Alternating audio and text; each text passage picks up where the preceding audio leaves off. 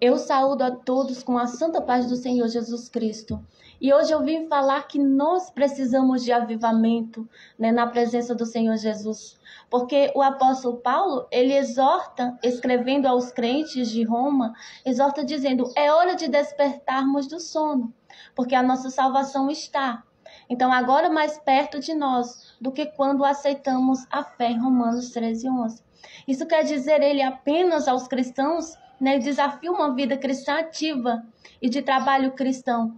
Porque quando diz que a noite é passada e o dia é chegado, cria na volta, né, de Jesus um favor que é motivador para nós, né, permanecermos acordados na vida cristã. Então Jesus está vivo e vai voltar para buscar a sua igreja.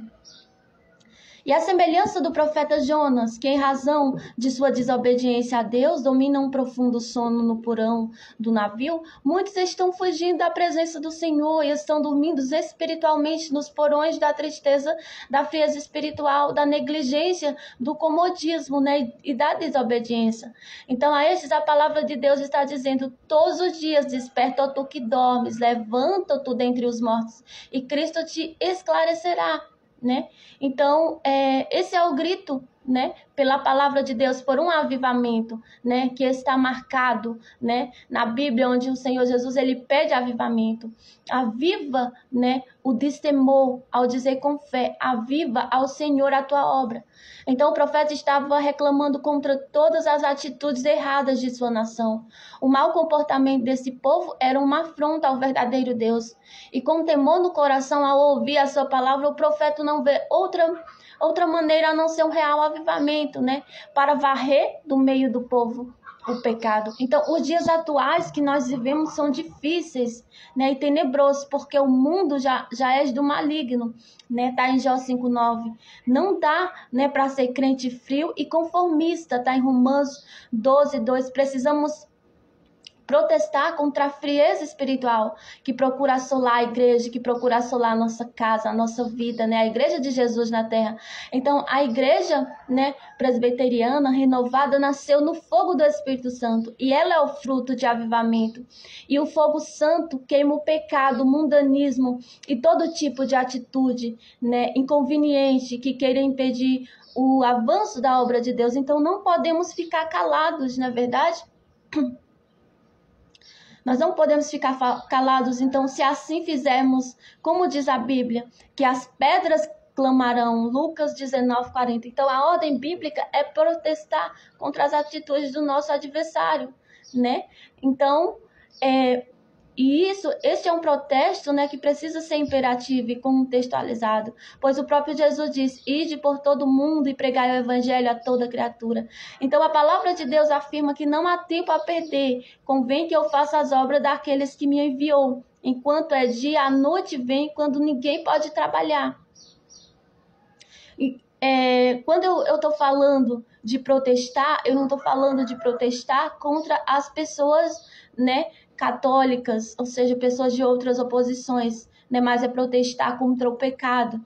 Então, não é preciso sair às ruas com faixas e bandeiras, mas é possível fazer isto em oração, em sacrifício e jejum a Deus. A atitude de protesto da igreja pode ser demonstrada por meio da qualidade da vida cristã. Então, isso é uma vida ordeira, né, e orientada pelo Senhor Jesus Cristo, porque nós temos um comprometimento com o reino de Deus.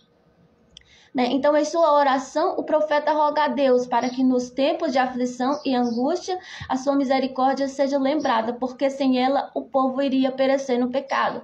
A compaixão divina era a porta do retorno a uma vida de reconciliação e, posteriormente, a afirmação, né, de um compromisso cristão.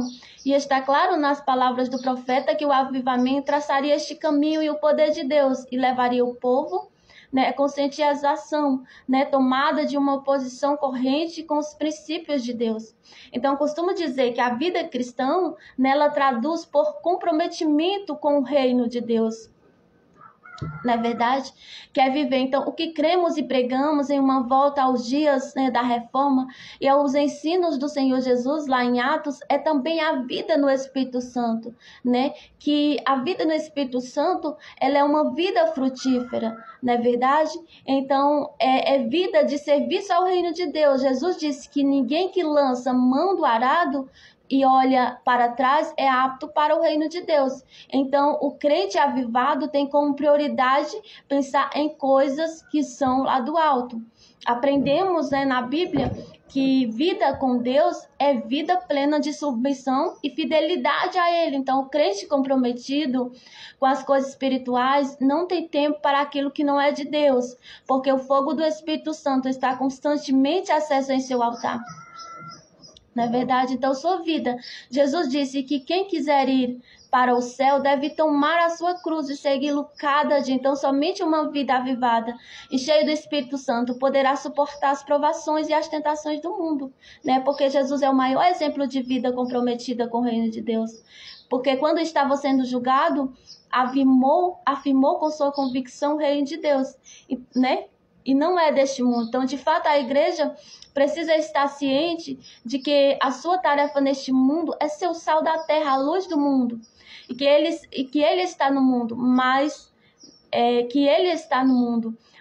ele não pertence. Então, né? Não peça, né, que os tire do mundo, mas que o livre do mundo, que os livre do mal. Então, a oração, né, do profeta Abacuque, ela foi constante à igreja, né? E ela foi avivada, né, diante da obra do Senhor. Então, não seja apenas algum lema, né, mas que foi criada, né, pelo Senhor Jesus Cristo, né?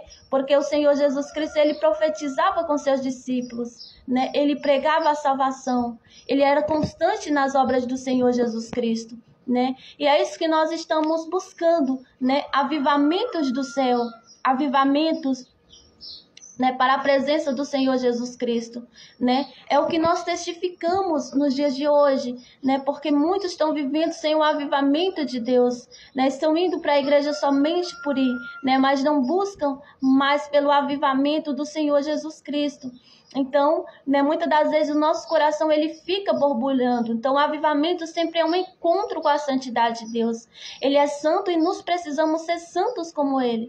Avivamento nos toca, nos enche, nos faz, né, ter ousadia no Espírito Santo. Então, o avivamento é uma resposta para a humanidade e a glória de Deus, né, que enche a terra de sua salvação, não é verdade? Então, nós precisamos dessa busca, né, desse avivamento, e avivamento constante.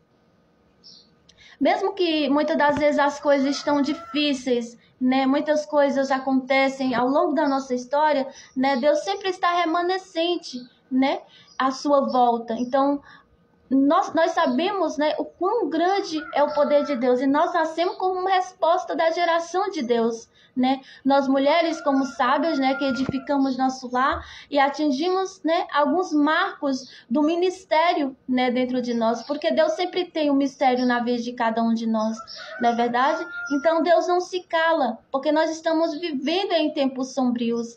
Mas o que eu quero dizer, né, ao Senhor, eis-me aqui, envia-me a mim. Então Deus não vai trazer um avivamento, né, que você não possa cumprir, né? Quando Deus traz o avivamento na sua vida, Ele só traz o que você pode, não é verdade? Então nós somos um marco desse avivamento e Deus está se movendo, né?